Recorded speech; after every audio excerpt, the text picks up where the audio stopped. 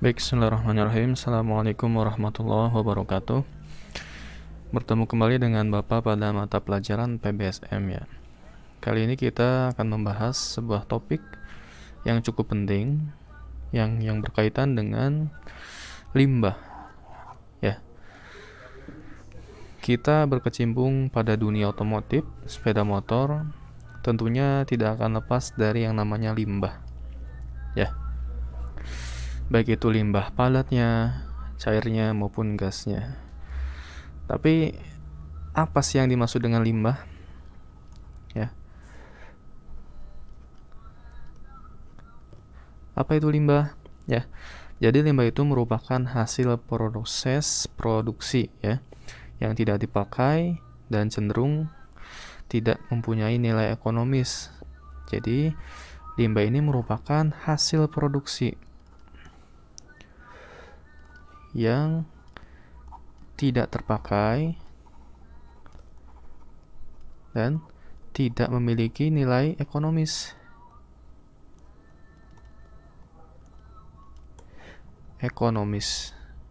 Ya, seperti ini ya. Jadi limbah ini cenderung berdampak buruk terhadap kita maupun lingkungan ya, gitu. Oke, itu definisi dari limbah ya. Jadi limbah itu hasil produksi yang tidak terpakai dan juga tidak memiliki nilai ekonomis ya, yang tentunya akan berdampak buruk terhadap kita dan lingkungan ya. Mudah-mudahan tulisan Bapak terbaca ya, gitu. Soalnya Bapak menulis di layar ini ya, tidak menulis di kertas. Baik. Kemudian ada pembagian limbah ya. Jenis limbah. Ya. Jadi berdasarkan karakteristik ya.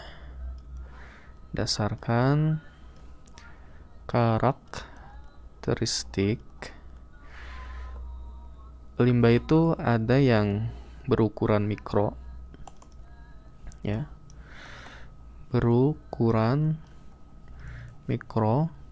kemudian bersifat dinamis,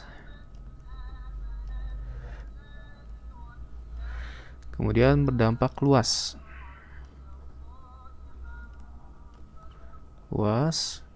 dan terakhir berdampak jangka panjang.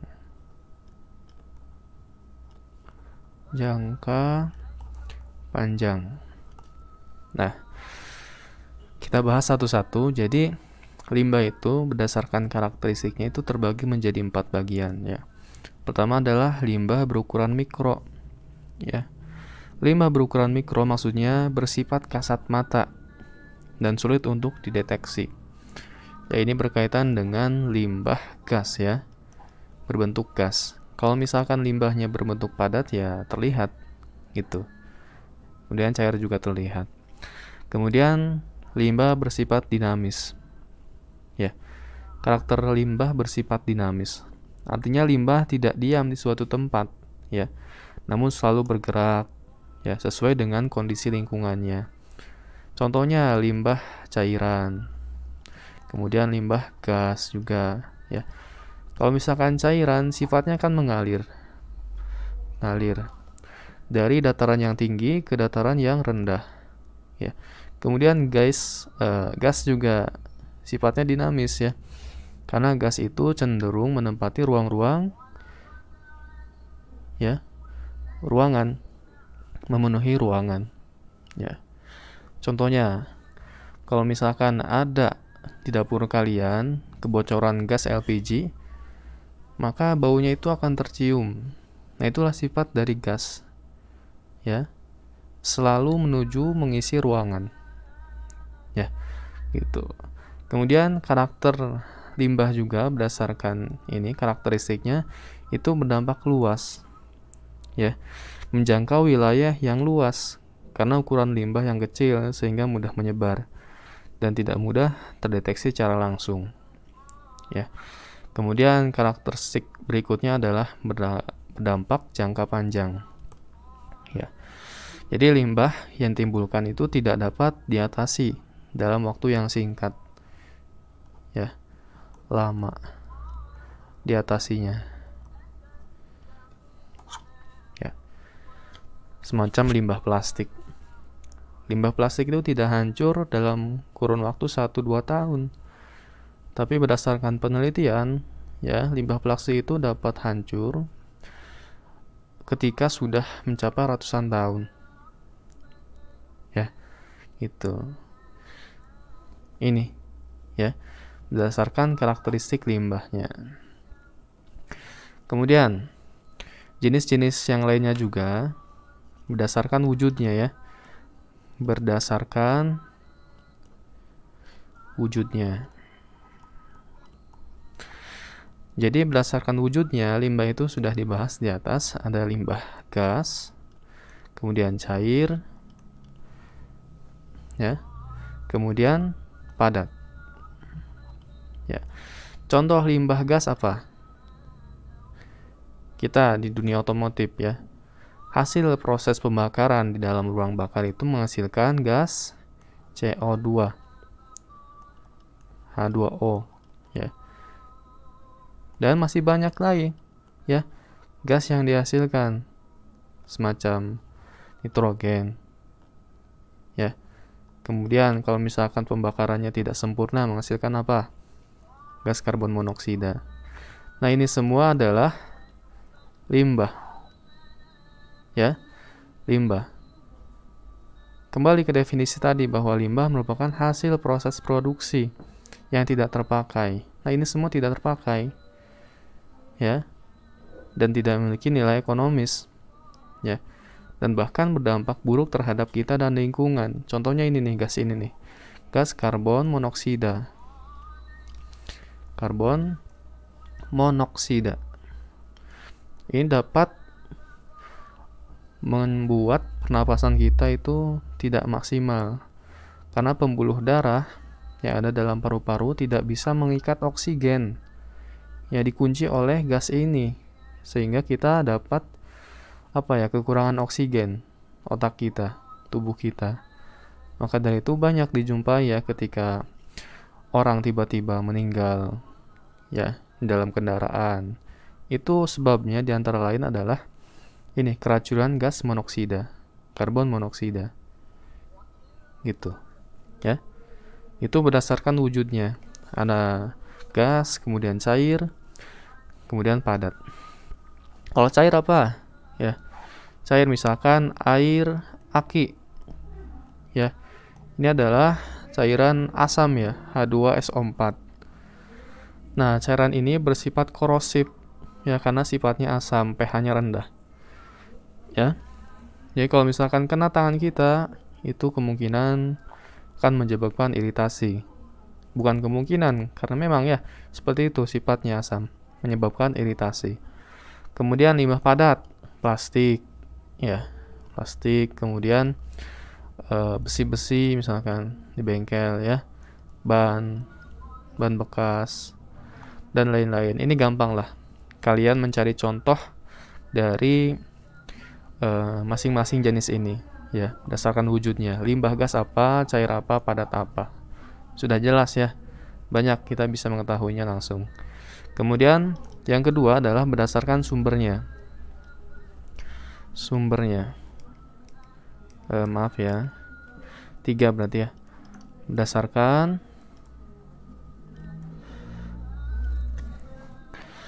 sumbernya. Ya. Jadi limbah itu banyak sumbernya. Misalkan dari industri, limbah industri, ya, kemudian limbah pertanian, kemudian limbah pertambangan, kemudian limbah domestik, limbah apa, dan lain-lain, ya. Ini berdasarkan sumbernya. Jadi misalkan limbah industri, ini limbah yang dihasilkan melalui proses kegiatan industri, ya, yang dihasilkan dari pabrik-pabrik atau dari bengkel-bengkel, ya. Ini termasuk ke dalam limbah industri. Kalau misalkan limbah pertanian yang dihasilkan dari proses kegiatan pertanian, ya. Pertambangan yang dihasilkan dari proses pertambangan, ya. Domestik yang dihasilkan dari rumah tangga, pasar, restoran, ya. RT, kemudian pasar, restoran. Nah, ini masuk ke dalam limbah domestik. Gitu. Kemudian jenis yang ketiga adalah berdasarkan senyawanya. Berdasarkan senyawanya.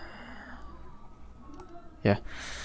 Ini sudah kalian pelajari mungkin di SMP ya, atau kelas 10 ya, bahwa limbah itu kalau misalkan dibagi berdasarkan senyawanya, ada limbah organik, ada limbah anorganik.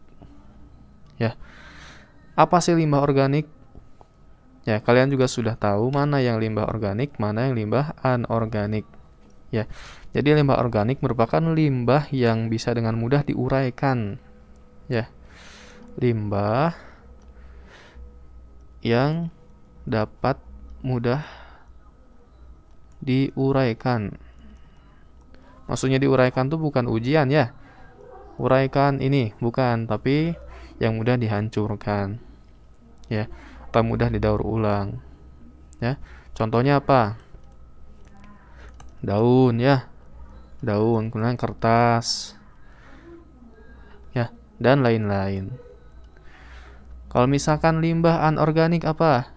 Limbah yang kebalikan dari sini, ya, yang sulit diuraikan, ya, gitu.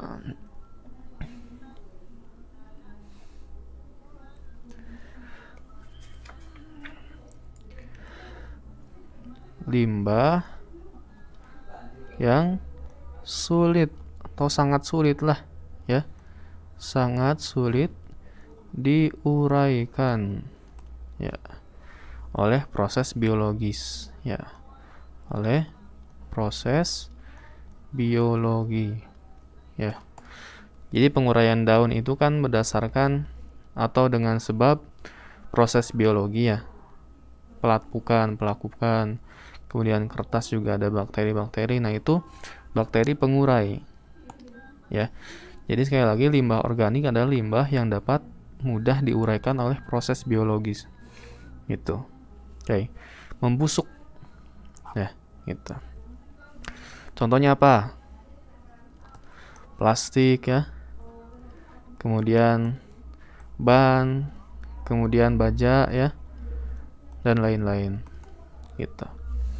Nah, ini paling gampang lah membedakan antara kedua ini. Mana limbah organik, mana limbah anorganik. Ya, kalian juga sering melihat di tong sampah ya, mana yang limbah organik, limbah anorganik. Lihat isinya apa. Kebanyakan, ya, keumuman, karena kita belum begitu paham mengenai ini, kita asal buang saja, ya. Sampah itu tidak melihat berdasarkan jenisnya, berdasarkan senyawanya.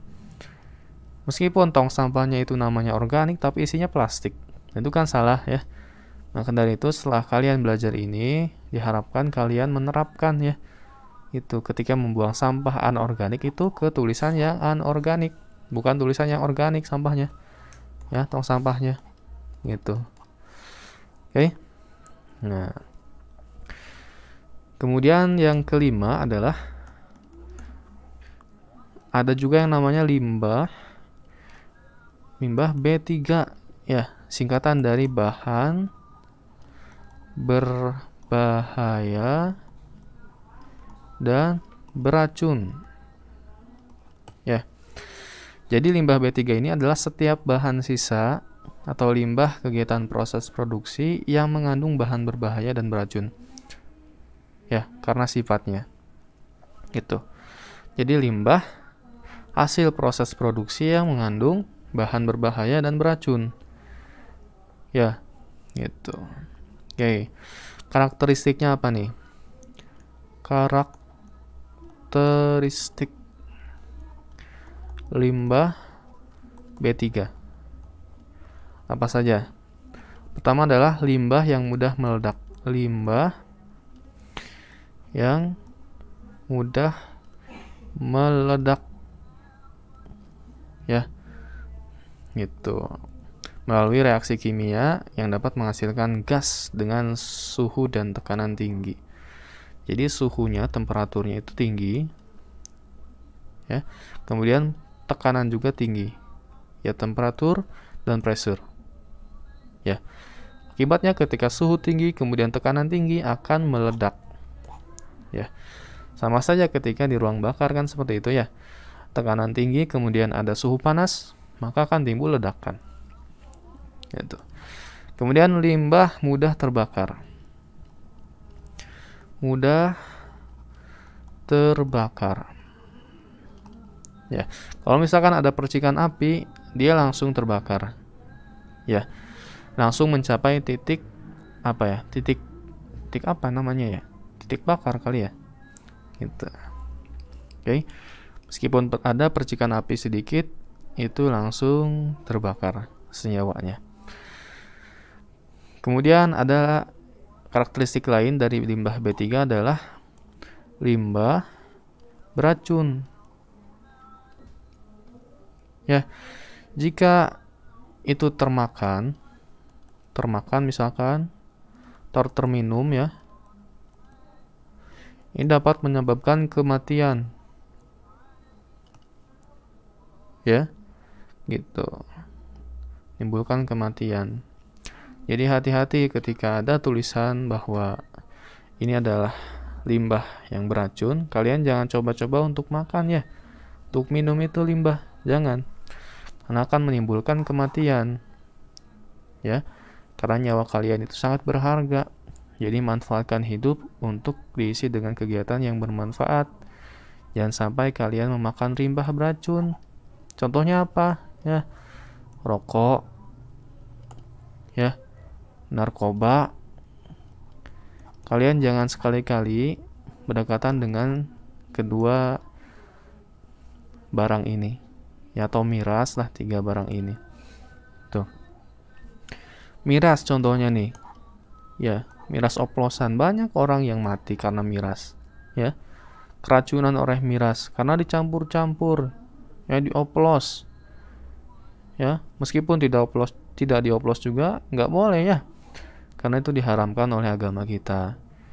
Jadi, Bapak larang kalian untuk sekali-kali mendekati ketiga benda ini. Kalian jangan sampai merokok. Meskipun banyak orang tua yang merokok, Bapak sarankan, ya.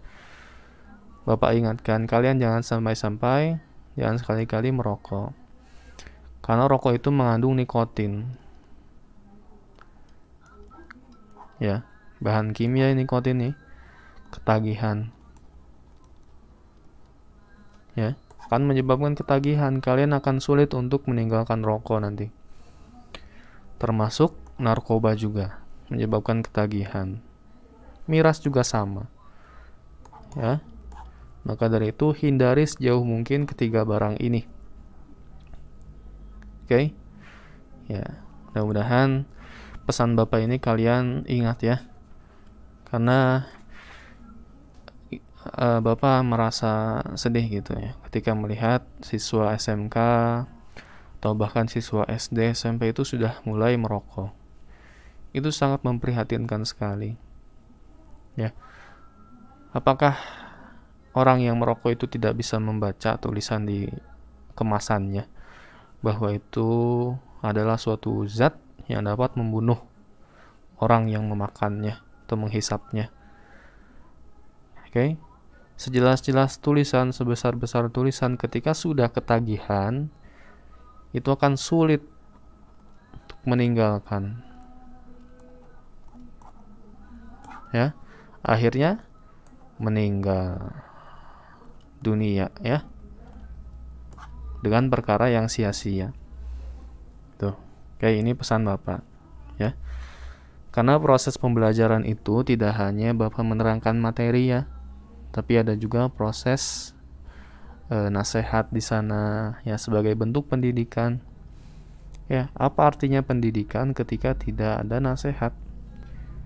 Ya, kalian jangan seperti ini, kalian harusnya seperti ini adalah bentuk pendidikan. Ya, Sepintar-pintar kalian menguasai materi, pelajaran, di sekolah, tapi kalian tidak dididik dengan benar, itu akan percuma. Gitu. Oke. Gitu. Ingat pesan Bapak ya. Gitu. Oke.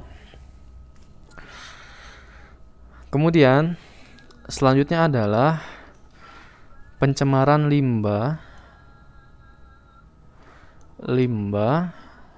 bengkel ya. Bengkel otomotif. Nah, ini akan dibahas pada pertemuan yang selanjutnya, oke, di video berikutnya.